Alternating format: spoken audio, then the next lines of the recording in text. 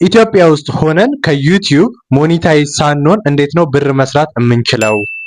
ዩቲዩብ ብር ሲከፍለን እንዴት ነው ያንን ብር እጥፍ አድርገን መጠቀም የምንችለው?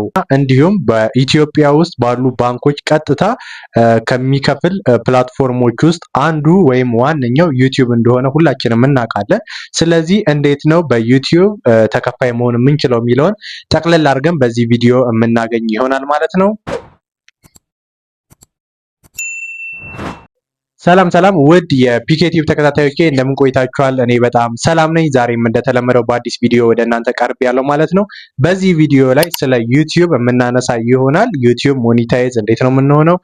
ዩቲዩብ ደግሞ ሞኒታይዝ ሳንሆን ከ1500 ሰብስክራይብ ጀምሮ እንዴት ነው በዩቲዩብ ብር መስራት የምንችለው? እኔ ከራሴ ተሞክሮ ተነስቼ በዚህ ዩቲዩብ ቻናል ሞኒታይዝ ሳልሆን በፊት ከ200 ሺህ ብር በላይ የሰራሁበትን መንገድ ለእናንተ የምነግራችሁ ይሆናል። እንዲሁም ደግሞ በዩቲዩብ ሞኒታይዝ ሆናችሁ ብር ሲከፈላችሁ ወይም በባንክ ሲከፈላችሁ በዶላር አካውንት አስገብታችሁ እንዴት ያንን ብር እጥፍ አድርጋችሁ መጠቀም እንደምትችሉ በዚህ ቪዲዮ የምታገኙ ይሆናል ማለት ነው። በመጀመሪያ እንዴት ነው ዩቲዩብ ብር የሚከፍለው የሚለውን ስመልስላችሁ ኢትዮጵያ የዩቲዩብ ፓርትነር አባል አይደለችም። ስለዚህ ከኢትዮጵያ እይታ ውጪ በሆኑ ሀገራት አርፒኤማቸው ከፍ ዝቅ ይላል። ነገር ግን በውጭ ሀገር ባሉ እይታ በምታገኙት አንድ ቪዲዮ ፖስታችሁ 1000 ቪው ቢኖረው ከ1000 ውስጥ 500 በውጭ ሀገር እይታ ቢሆን 500 ደግሞ ኢትዮጵያ ውስጥ ያለ ሰው ቢያየው በ500 ውጭ ሀገር በታየው ልክ ዩቲዩብ አድሰንስ ላይ ማስታወቂያዎችን ያስገባል። እነኛ ማስታወቂያዎች በታዩ ቁጥር ለእናንተ ዩቲዩብ ብር የሚያስብላችሁ ይሆናል ማለት ነው። አድሰንስ ለዩቲዩብ የሚከፍለው ብር አለ፣ ወይም ደግሞ ማስታወቂያዎቹ ዩቲዩብ ላይ እንዲታዩ ያደርጋል። ያ ማስታወቂያዎቹ ዩቲዩብ ላይ እንዲታዩ በሚደረጉ ሰዓት እናንተ ቪዲዮ ስለቁ በእናንተ ቪዲዮ ላይ የሚታዩትን ማስታወቂያዎች ዩቲዩብ ከሚከፈለው ላይ ለእናንተ ኮሚሽን ያስብላችኋል። ቀጥታ ከዩቲዩብ ሳይሆን በአድሰንስ በኩል ነው ማስታወቂያዎች ታይቶ እናንተ ከዩቲዩብ ብር የምታገኙት ማለት ነው። ነገር ግን አንድ ማወቅ ያለባችሁ የዩቲዩብ ፓርትነር ኢትዮጵያ ስላልሆነች አንድ ቪዲዮ ለቃችሁ 1000 ሰው አይቶት 1000ም ኢትዮጵያ ውስጥ የሚታይ ከሆነ ምንም አይነት ብር የምታገኙ አይሆንም። ስለዚህ ዩቲዩብ ላይ ብር ለመስራት ከፈለጋችሁ ሞኒታይዝ ከሆናችሁ በኋላ የምትሰሩትን ኮንተንቶች በብዛት ውጪ ሀገር ያለ ሰው እንዲያይላችሁ አድርጋችሁ ብትሰሩ፣ በእንግሊዘኛ ብትሰሩ ያው ብዙ ቪዲዮዎች በእንግሊዘኛ ከተሰሩ ውጪ ሀገር ያሉ ሰዎች ስለሚያዩት በዛ ብር የምታገኙ ይሆናል። በአማርኛ የምትሰሩ ኮንተንት ከሆነ ደግሞ ያንን ኮንተንት ውጪ ሀገር ያለ ሰው፣ አሜሪካ ያለ ሰው፣ ካናዳ ያለ ሰው፣ ዱባይ፣ ሳውዲ ውጪ ሀገር ያሉ ኢትዮጵያውያኖች እንዲመለከቱት ወይም ያንን ቪዲዮ ሰርች አድርገው እንዲያዩት የሆነ ቪዲዮ ኒሾችን መርጣችሁ ብትሰሩ ብዬ እላለሁ። አንዳንድ የዩቲዩብ ቻናሎች አሉ፣ በብዛት አሁን የእምነት ቻናሎች ውጪ ሀገር ያለ ሰው በጣም ይከታተላል፣ በጣም ያያል። በእነኛ ዘርፎች ላይ የሚሰሩ ሰዎች በጣም ብዙ ብሮችን ያገኛሉ።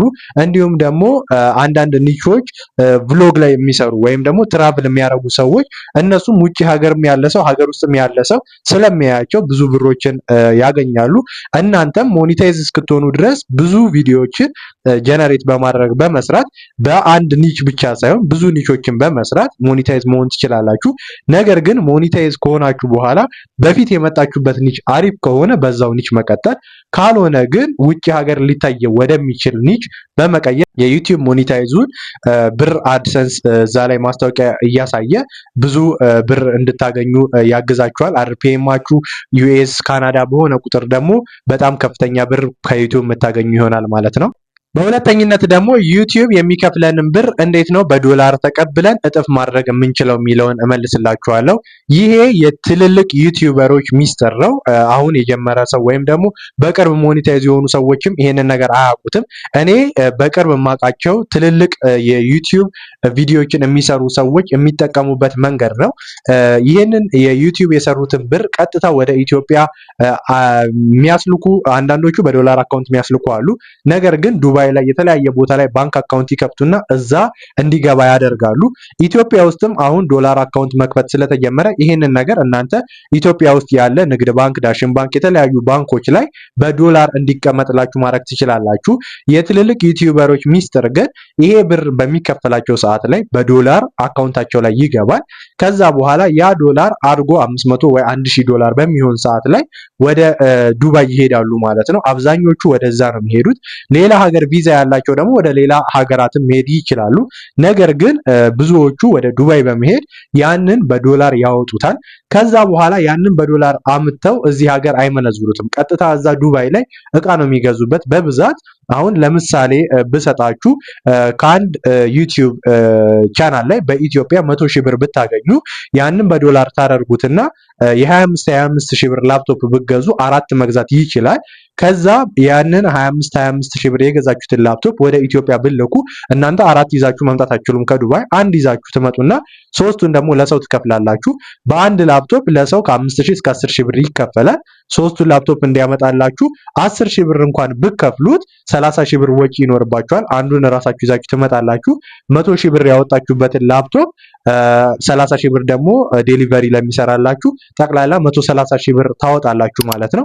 ከዛ አሁን ገበያ ላይ ያሉት አሪፍ የሚባሉ ላፕቶፖች እዚህ ከ50 እስከ 60 እስከ 70 ሺህ ብር የሚሸጡ ላፕቶፖች እዛ እስከ 25 ሺህ ብር ድረስ ከዛም በታች ታገኛላችሁ። ነገር ግን በ25 ሺህ ብር እኔ ራሱ ከዛ የምገዛቸው ላፕቶፖች ስላሉ ነው።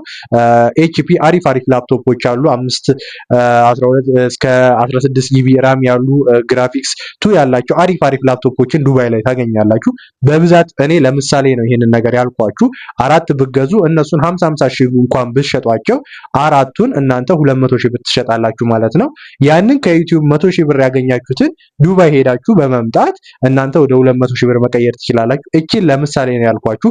በመሃል እዛ ሀገር ስንሄድ ቪዛ አለ፣ ትኬት አለ። እሱ ደግሞ ብዙ የሚሰሩ ስራዎች ስላሉ በብዛት የሚሰሩት እንደዚህ ነው። ከዩቲዩብ ቀጥታ ብሩን አምጥተው ኢትዮጵያ ውስጥ በምንዛሬ አድርገው አይጠቀሙትም። ያችን ዶላር ቀጥታ ወደ ንግድ አድርገዋት በንግድ አድርገው እቃውን አስገብተው ሸጠው እንደዛ አድርገው እጥፍ ያደርጋሉ ማለት ነው። እናንተም ሞኔታይዝ ከሆናችሁ በኋላ ብር ማግኘት ከጀመራችሁ በኋላ በትንሹ ወጪ ከምታረጉ ዶላር አካውንታችሁ ላይ አጠራቅማችሁ 500 እና 1000 ዶላር በሚሆን ሰዓት ላይ ሄዳችሁ እንደዚህ እቃ ይዛችሁ በመምጣት የዩቲዩብ የከፈላችሁን ብር እጥፍ ማድረግ ትችላላችሁ ማለት ነው። በሶስተኝነት ደግሞ እንዴት ነው ዩቲዩብ ላይ 500 1000 ሰብስክራይብ እያለን 4000 ዎች አወር ሳይሞላልን እንዴት ነው ብር ማግኘት የምንችለው የሚለውን ስመልስላችሁ በመጀመሪያ እኔ የተጠቀምኩበትን ነገር ነው የምነግራችሁ።